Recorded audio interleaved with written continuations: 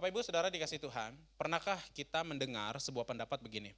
Kalau Tuhan itu ada, kenapa kejahatan itu tetap ada? Kalau Tuhan itu baik, kenapa ada penderitaan dan ada kekacauan di dunia ini?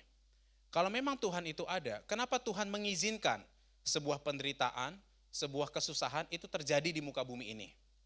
Kira-kira Bapak Ibu pernah dengar pendapat yang demikian? Dan ini sering banget kita dengar ya, dalam perdebatan-perdebatan, orang-orang yang berusaha ingin menyangkal keberadaan Tuhan, mereka akan pakai pendapat demikian. Kalau Tuhan itu eksis, kalau Tuhan itu memang ada, kenapa Tuhan mengizinkan dan bahkan membiarkan kejahatan terjadi di tengah umat manusia? Nah, Bapak Ibu, biasanya orang-orang yang ngomong seperti ini adalah orang-orang yang nggak memahami, orang-orang yang nggak tahu diri sebenarnya. Bahwa penderitaan, kesusahan, persoalan di dalam kehidupan ini, kejahatan yang terjadi di dunia ini, itu dimulai ketika dosa itu masuk ke dalam dunia. Melalui siapa? Melalui manusia. Jadi yang bikin manusia itu menderita adalah manusia itu sendiri. Tapi sering sekali manusia mencari sebuah kambing hitam, bukan sebuah, seekor ya. Mencari siapa yang bisa disalahkan gitu. Siapa yang bisa disalahkan? Karena memang secara naluri manusia itu akan selalu membela diri. Tidak akan pernah mau mengakui kesalahan demi kesalahan yang ada. Bahkan ketika kejahatan terjadi, yang disalahkan siapa? Tuhan. Kenapa Tuhan biarkan kejahatan itu terjadi? Kenapa Tuhan biarkan penderitaan itu terjadi? Kenapa Tuhan biarkan kelaparan itu terjadi? Kenapa Tuhan biarkan orang melukai hatiku? Kenapa Tuhan membiarkan aku dilukai oleh sesamaku? Jawabannya adalah ya karena kita sendiri. Karena dosa, ulah kita sendiri.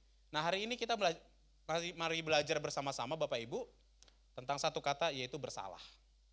Bersalah. Ada di sini di antara Bapak Ibu yang tidak pernah melakukan kesalahan mulai dari lahir sampai hari ini. Selama 30 tahun, 40 tahun, 50 tahun, 60 tahun, ada Bapak Ibu? Kita punya hadiah untuk Bapak Ibu. Gak ada. Semua manusia yang dilahirkan dari rahim manusia adalah orang yang sudah berdosa. Bahkan dalam Amsal dikatakan, manusia itu sudah berdosa sejak dikandung di dalam kandungan ibunya. Manusia sudah berdosa, bayangkan. Dia belum tahu apa-apa tapi statusnya dia sudah manusia berdosa. Di antara semua manusia yang hidup di muka bumi ini, tidak ada satu orang pun yang tidak pernah berbuat kesalahan. Semua pasti pernah berbuat salah. Dan jangan pernah berpikir bahwa, wah kesalahanku kan lebih kecil dari kesalahan dia. Dosaku kan lebih kecil dari dosa dia. Di hadapan Tuhan dosa itu sama Bapak Ibu. Tidak ada perbedaan. Ini dosa kecil, ini dosa besar, ini dosa sedang. Tidak. Di hadapan Tuhan dosa adalah dosa. Maka itu Tuhan harus mati untuk menyelesaikan dosa. Karena memang dosa itu nggak ada ukuran. Dan dosa itu adalah masalah terbesar di dunia ini. Masalah terbesar di hadapan manusia ini. Jadi masalah di dunia ini bukan masalah kelaparan, kemiskinan, dan lain sebagainya. Bukan. Tetapi dosa. Karena dosalah yang menyebabkan seluruh kehancuran di muka bumi ini. Sehingga ada kelaparan, ada kejahatan, ada penderitaan, ada aniaya. Semua karena dosa. Hari ini izinkan saya untuk kita belajar bersama-sama tentang kata bersalah. Biasanya ketika seseorang bersalah, apa yang akan diambil, yang akan dilakukan oleh seseorang saat dia tahu dia melakukan sebuah kesalahan? Apa kira-kira Bapak Ibu? Ya, nalurinya akan cepat dia bertindak, dia harus menutupi kesalahan itu, betul nggak? Harus ditutupi kesalahannya, harus menutupi kesalahan. Bagaimanapun caranya, kesalahan, kejahatan yang kulakukan harus bisa kututupi. Harus bisa kututupi dengan sempurna, supaya tidak ada orang pun yang tahu bahwa saya berbuat salah. Supaya tidak ada satu orang pun manusia yang mengetahui bahwa ini adalah sebuah kesalahan yang saya lakukan. Orang akan berjuang berusaha, apapun dilakukan untuk menutupi kesalahannya. Alasannya adalah, yang pertama yaitu, karena ketika kita mengakui kesalahan itu bisa menjadi ancaman bagi karirnya. Setuju Bapak Ibu? Bisa jadi ancaman sendiri. Wah ini kesalahan nih yang saya lakukan di perusahaan. Kalau aku akui ini, habislah karirku. Selesailah sampai di sini. Habislah hidupku. Mau jadi apa aku ini? Mau kemana lagi aku ini? Anak-anak ketika buat salah di rumah, wah pasti sebisa mungkin menutupi kesalahan itu supaya orang tua tidak tahu. Karena apa? Karena jadi ancaman. Yang terancam apa? Pahanya akan memar. Dicubit atau dipukul, apalagi jadi ancaman. Mungkin perasaannya. Karena pasti orang tua akan berkata-kata yang kasar, menyalahkan anak. Lalu apalagi telapak tangannya. Tadi pagi saya pukul telapak tangan anak saya karena dia buat salah, Bapak Ibu. Baru bangun tidur dibantingnya botol minum sampai pecah. Jadi mamanya marah, saya ikut marah lah.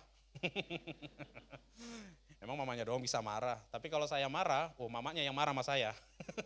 Ini kesempatan ini. Saya ambil pipa kecil, saya pukul telapak tangan. Mana telapak tangannya yang buat nakal tadi? Dia kesakitan. Saudara, biasanya orang ketika bersalah akan menutupi kesalahan itu, karena itu bisa jadi ancaman. Ancaman untuk karir, ancaman untuk kehidupannya, dan ancaman untuk fisiknya sendiri. Lalu yang kedua, mereka menolak mengakui karena takut dihakimi. Memang budaya manusia adalah suka menghakimi, tapi tidak suka dihakimi. Betul Bapak Ibu? Sukanya nuduh, nganggap orang itu salah, padahal dia punya kesalahan yang porsinya mungkin lebih besar tapi beda bidang. Bidangnya berbeda. Di bidang ini dia salah, kita hakimi dia. Sementara kita sendiri punya kesalahan di bidang yang lain. Kita hakimi, makanya orang takut untuk akui kesalahan. Karena pasti akan dihakimi. Itu budaya kita. Budaya manusia yang sudah penuh dengan dosa ini. Pasti saling menghakimi, saling menuding. Yang terakhir, juga atas nama harga diri. Bapak-bapak, ibu-ibu yang hadir hari ini. Kalau misalnya kita lah, berantem dengan istri, dengan pasangan, siapa yang duluan minta maaf? Kira-kira. Yang harus minta maaf duluan siapa? Kenapa?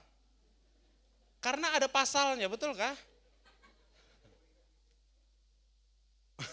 Wanita selalu benar.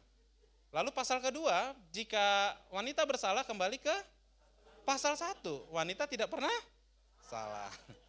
Jadi sesalah apapun bapak-bapak, mau dia sudah, ini kesempatan dia harus minta maaf ini. Nyatanya kita bakal jadi minta maaf, saudara.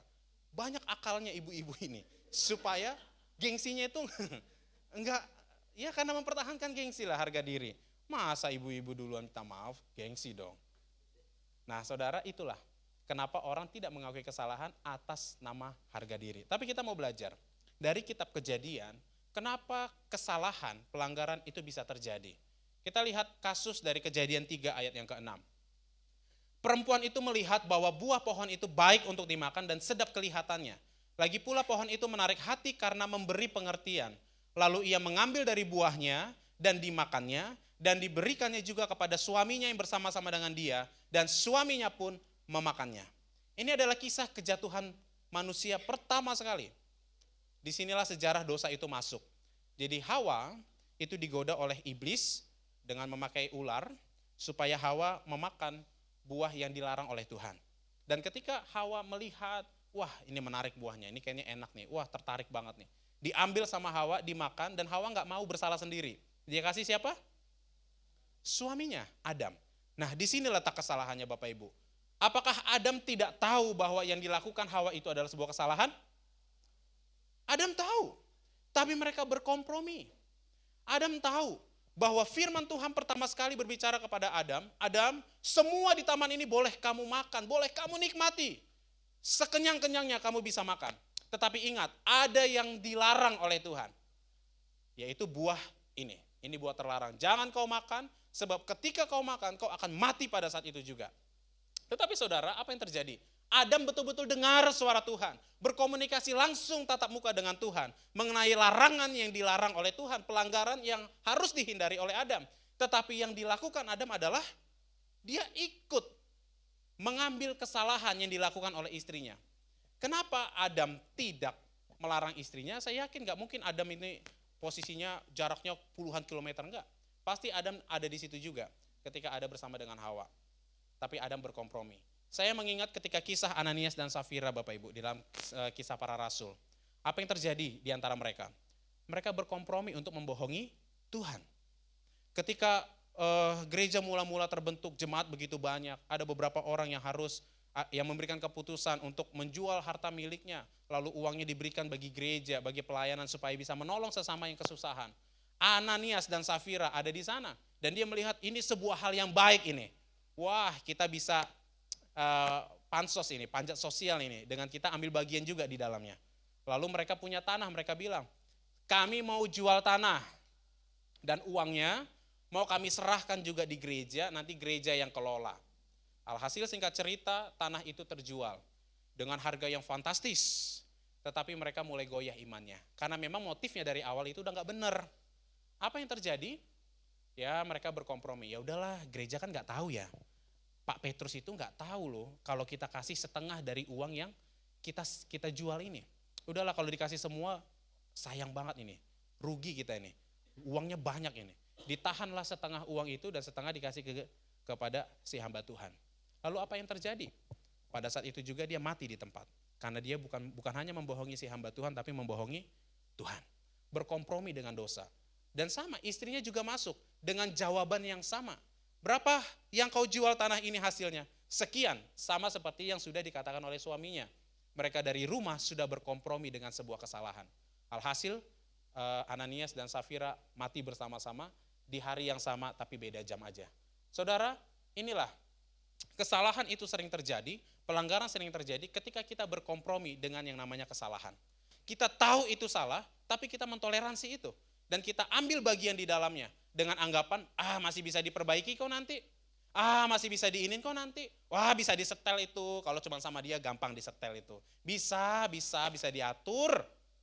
Saudara, ketika kita berkompromi dengan sebuah kesalahan, berkompromi dengan sebuah pelanggaran, berkompromi dengan dosa, disitulah mulai letak kehancuran kita.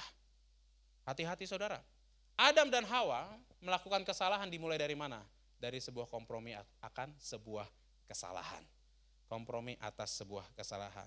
Nah, lalu apa yang harus kita pelajari dari hal ini saudara? Yang pertama adalah menutupi kesalahan itu bukan sebuah solusi. Dalam ayat yang ke-7, maka terbukalah mata mereka berdua dan mereka tahu bahwa mereka telanjang. Mereka tahu bahwa mereka lakukan sebuah kesalahan. Mereka menyadari bahwa yang mereka lakukan ini adalah sebuah pelanggaran, sebuah pemberontakan, sebuah ketidaktaatan di hadapan Tuhan yang sudah memberikan perintah. Lalu mereka menyemat daun pohon ara dan membuat cawat. Ia menjawab, ketika aku mendengar bahwa engkau ada di dalam taman ini, aku menjadi takut karena aku telanjang, sebab itu aku bersembunyi. Saudara, yang terjadi apa? Ketika Adam dan Hawa tahu bahwa mereka bersalah, mereka tahu bahwa mereka itu melakukan pelanggaran, pemberontakan di hadapan Allah, secara naluri mereka dengan cepat untuk menutupi kesalahannya itu dengan usaha mereka sendiri.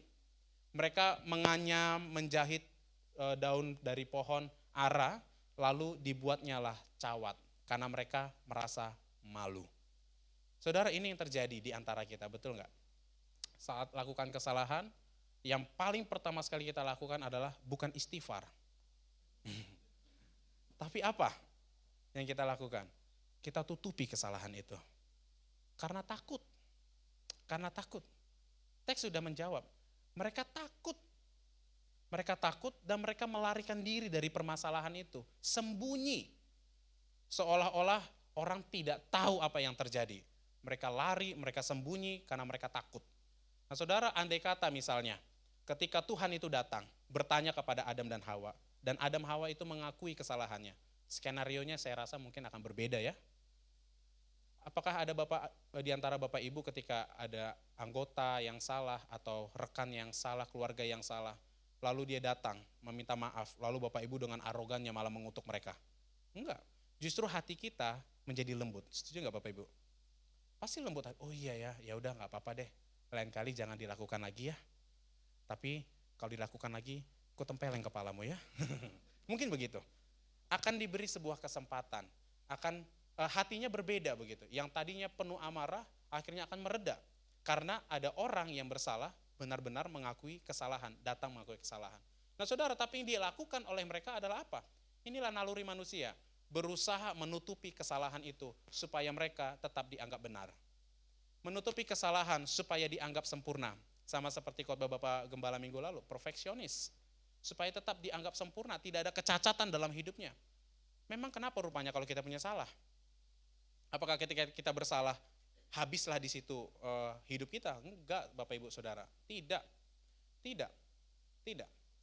Mari dari sini kita belajar bahwa menutupi kesalahan itu sebuah solusi. Amin. Menutupi kesalahan bukan solusi, justru mendatangkan malapetaka. Apa itu? Yang pertama lihat. Saling menyalahkan ayat 12 sampai 13. Adam menyalahkan siapa? Hawa. Ini perempuan yang kamu letakkan di sampingku ini Tuhan. Gara-gara dialah aku berdosa. Wow. Gara-gara dialah aku memberontak. Datanglah Tuhan, Hawa kok kayak gitu kau? Tuhan, ini gara-gara si ular. Kenapalah Tuhan harus ciptakan ular yang ada di sini? Jadi dipakai iblis dia kan untuk menghasutku. Nah saudara hati-hati, kalau punya teman yang suka menghasut, berarti dia lagi dipakai iblis tuh. Hindari orang yang begitu. Lalu ular ditanya, kenapa kamu buat demikian? Kira-kira menurut Bapak Ibu ular nyalahkan siapa?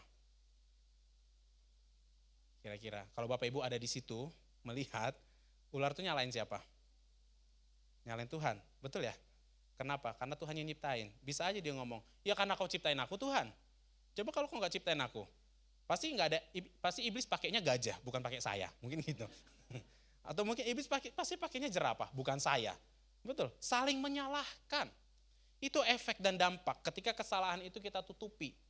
Saling menyalahkan, mencari kambing hitam, masalahnya akan berputar-putar di situ terus, nggak akan selesai. Padahal kita tahu bahwa tidak ada kejahatan yang dapat ditutupi dengan sempurna. Setuju Bapak Ibu?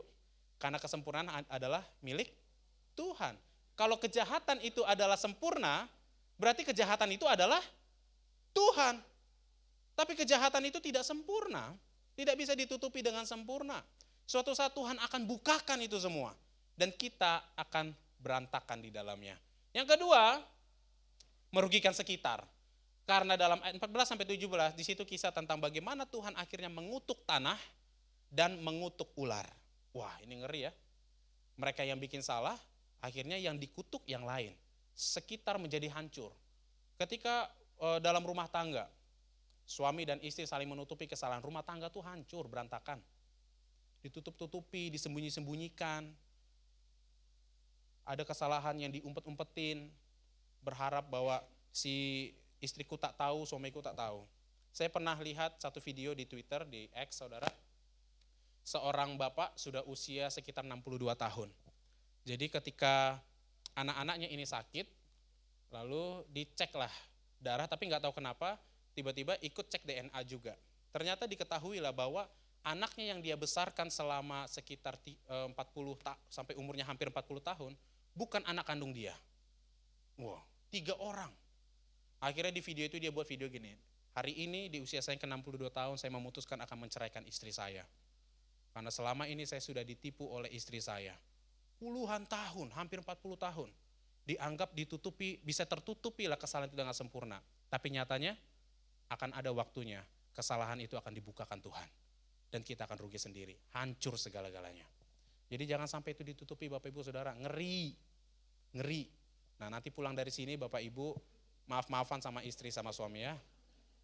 Maaf ya, kemarin ku sembunyikan gajiku setengah. Karena mau jajan cilok aku. Rugi sekitar, berantakan semuanya. Hidup dengan rasa takut. Adakah orang yang memang punya kesalahan ditutupi hidupnya damai? Enggak ada saudara, setuju? Hidup dengan rasa takut. Ada kasus yang viral tuh yang seorang gadis pembawa gorengan, penjual gorengan yang dibunuh dengan sadis. Penjahatnya kan ketangkep sembunyi di loteng rumah. Saya lihat wawancaranya, saya amati, saya dengar. Dan dia berkata gini, saya sudah bingung. Akhirnya saya melarikan diri karena saya takut. Berhari-hari saya pindah rumah sana, pindah sini. Karena saya takut. Saya buat masalah ini, saya buat kesalahan ini. Memang kesalahan yang dilakukan itu akan membuat kita merasa ketakutan terus-menerus. Lari dengan rasa takut, sembunyi karena takut. Nah saudara hati-hati. Juga akan bersembunyi, lari dari kenyataan dan mengalami kegagalan dan kehancuran. Apa yang dialami oleh Adam dan Hawa dari ayat 22 sampai 24? Mereka diusir dari tempat yang penuh dengan damai sejahtera. Mereka diusir dari Eden. Maka disitulah letak kegagalan manusia pertama sekali. Mereka sudah gagal dan mereka hancur sehancur-hancurnya. Hati-hati saudara, hati-hati Bapak Ibu, hati-hati kita semua yang hadir di sini. Menutupi masalah bukanlah sebuah solusi, tetapi itu akan mendatangkan kehancuran demi kehancuran, secara perlahan demi perlahan demi perlahan demi perlahan. Kehancuran itu akan datang untuk menghancurkan kita sendiri. Sebab itu ketika kita sadari kita punya kesalahan di hadapan Tuhan, mari datang untuk mengakui pelanggaran itu di hadapan Tuhan. Amin saudara. Akui itu, akui itu. Suami yang bersalah pada istri, akui. Istri yang bersalah pada suami, pasti gak akan mau mengakui. Tapi sekarang belajar, mari akui kesalahan itu. Supaya rumah tangga kita berjalan dengan baik. Amin saudara. Boleh bilang sama suami istri, ada salah yang kau tutupi mah? Ada salah yang kau tutupi pak? Maafkan aku ya. Ayo, gak dibilang. Maafkan aku ya ma, maafkan aku ya pak. Saudara yang dikasih Tuhan, kita belajar. Anak-anak juga ketika punya kesalahan, akui di hadapan orang tuamu. Akui, pak ini kesalahanku. Ini pelanggaran yang kubuat. Gimana nih? Aku harus buat apa? Aku harus bagaimana? Ada solusi enggak untuk masalah ini?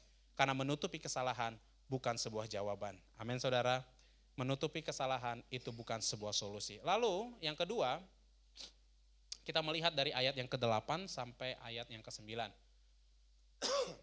Ketika mereka mendengar bunyi langkah Tuhan Allah yang berjalan-jalan dalam taman itu pada waktu hari sejuk, bersembunyilah manusia dan istrinya itu terhadapan Tuhan Allah di antara pohon-pohonan dalam taman.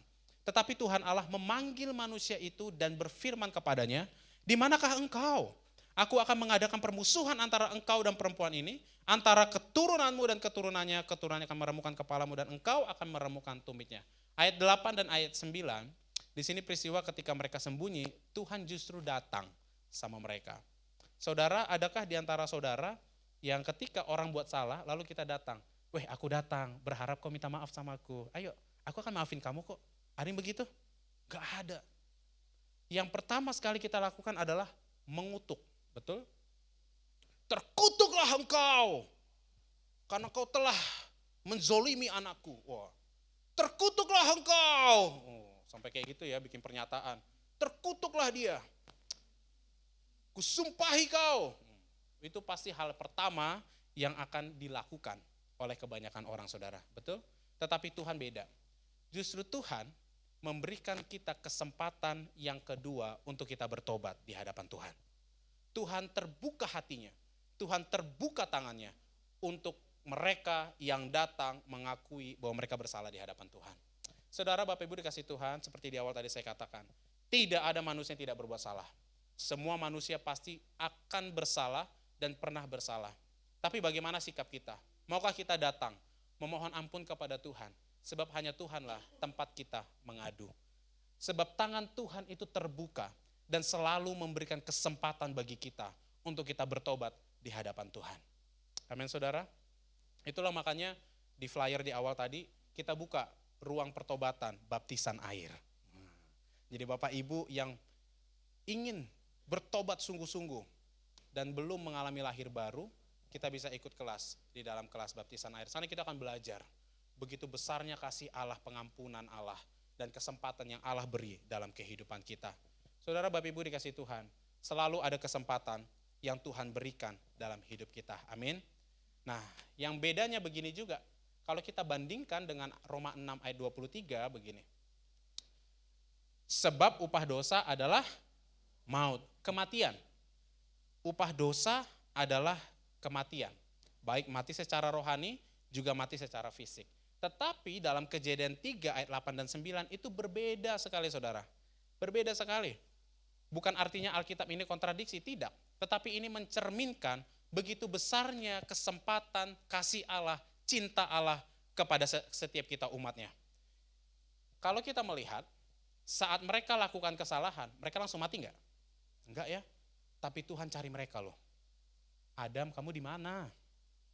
Adam, kamu di mana? Bersama siapa? Dengan siapa? Jam berapa?" Kayak lagu dangdut ya. "Kamu di mana? Bersama siapa?" Adam, kamu di mana? Tuhan cari kita Bapak Ibu Saudara. Tuhan cari kita. Itulah bedanya kita dengan manusia. Kalau manusia bersalah, kita mencari untuk mengutuk. Tapi Tuhan mencari untuk memberi kesempatan yang kedua. Saudara, mari datang pada Tuhan. Di dalam Tuhan kita punya kesempatan kedua. Sebesar apapun kesalahanmu, Tuhan akan hapuskan itu ketika kita datang bertobat, mengakui kesalahan di hadapan Tuhan. Amin. Di sini juga dapat menjadi standar bagi kita, saudara. Ketika ada orang bersalah, kita pakailah standar Tuhan ini. Jangan pakai standar kebenaran kita. Aku akan maafkan kamu ya, tapi kamu harus begini ya. Kamu harus isi OVO saya dulu, kamu harus isi GoPay saya dulu, kamu harus isi ShopeePay saya dulu, kamu harus bayar paylater saya dulu. Baru saya akan membukakan pintu maaf bagimu. Wow, sambil dramatisnya ditutupnya pintu rumah. Buar. Manusia begitu, saudara. Tapi hari ini kita belajar, standar kita bukan seperti itu. Standar kita adalah Allah.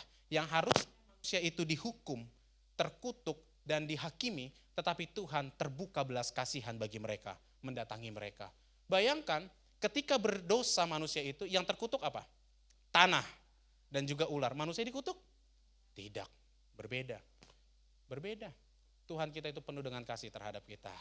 Penuh dengan kasih terhadap kita. Maka kita juga, Bapak Ibu, suami istri, mari bukakanlah pintu maaf sebesar-besarnya bagi pasangan kita. Ketika istri bersalah, suami bersalah, mari kita saling memaafkan.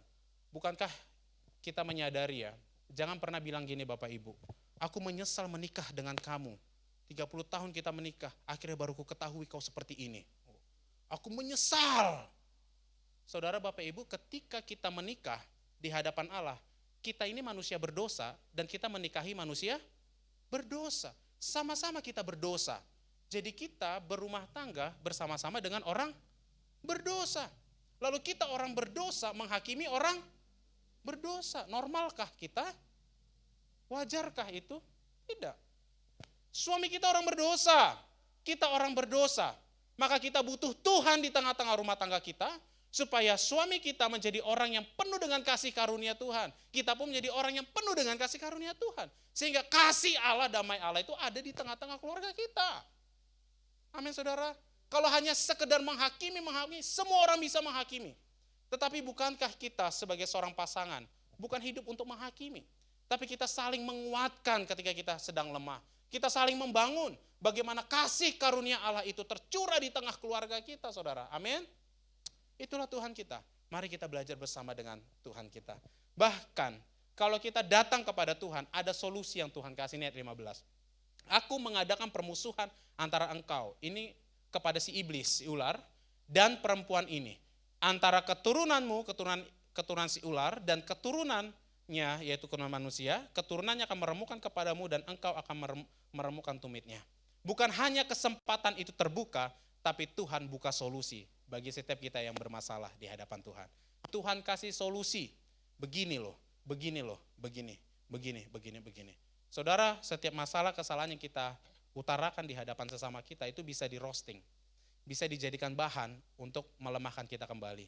Tetapi kalau kita ceritakan di hadapan Tuhan, Tuhan akan bukakan hikmat untuk memberikan solusi atas permasalahan kita. Amin, saudara. Tuhan satu-satunya jalan, Tuhan satu-satunya solusi. Itu yang kedua. Terakhir, kualitas pengabdian kita. Kejadian 3 ayat 21. Dan Tuhan Allah membuat pakaian dari kulit binatang untuk manusia dan untuk istrinya itu, lalu mengenakannya kepada mereka. Ini adalah wujud begitu besarnya anugerah Allah, kasih karunia Allah dalam kehidupan kita. Bayangkan ketika mereka berdosa, Tuhan datang, Tuhan ambil seekor hewan. Di hadapan Adam dan Hawa, Tuhan sembelih binatang itu, harus mati binatang itu. Mereka pasti syok melihat, wah begitu ngerinya kesalahan ini, sampai harus ada yang mati.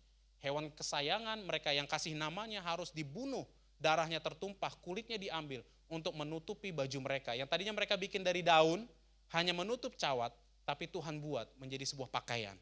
Ini pakaian pertama di dunia, saudara. Saya nggak tahu Tuhan ini jahitnya pakai apa, saya nggak tahu.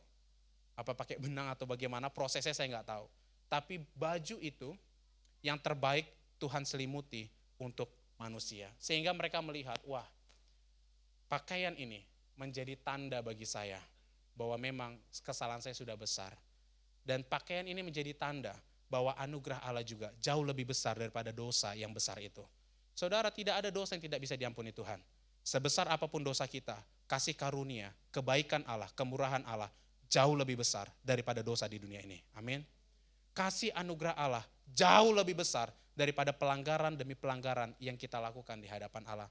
Dan ini menjadi momen bagi Adam dan Hawa, sehingga mereka punya kualitas pengabdian yang baik. Artinya begini, kita sudah menerima anugerah Allah dalam diri kita, saudara. Masalah terbesar dalam dunia ini adalah dosa. Bukan kelaparan, bukan kemiskinan, bukan aniaya. Tapi dosa. Dosa itu masalah terbesar yang tidak bisa diselesaikan manusia dengan perbuatannya sendiri. Tetapi Allah berinisiatif menyelesaikan dosa itu dengan kematiannya. Sehingga ketika kita sudah menerima anugerah itu, bagaimana kualitas pengabdian kita untuk menghargai apa yang sudah Tuhan kerjakan dalam hidup kita. Ketika kita tahu bahwa ada kematian yang harus dilakukan untuk menebus kesalahan, apakah kita masih mau lagi terus melakukan kesalahan? Apakah kita masih mau terus hidup di dalam dosa, hidup di dalam pelanggaran? Tidak. Harusnya kita punya kualitas pengabdian yang lebih baik lagi kepada Tuhan. Amin, saudara. Harusnya pengabdian kita kepada Tuhan jauh lebih berkualitas. Karena anugerah itu sudah kita terima dalam hidup kita. Kita tidak lagi harus tenggelam mengikuti kemauan daging kita. Untuk kita bersalah, untuk kita melakukan kesalahan, untuk kita berkompromi dengan dosa. Tidak. Tetapi biarlah anugerah Allah itu menjadi tanda bagi kita. Untuk kita hidup baru di hadapan Tuhan.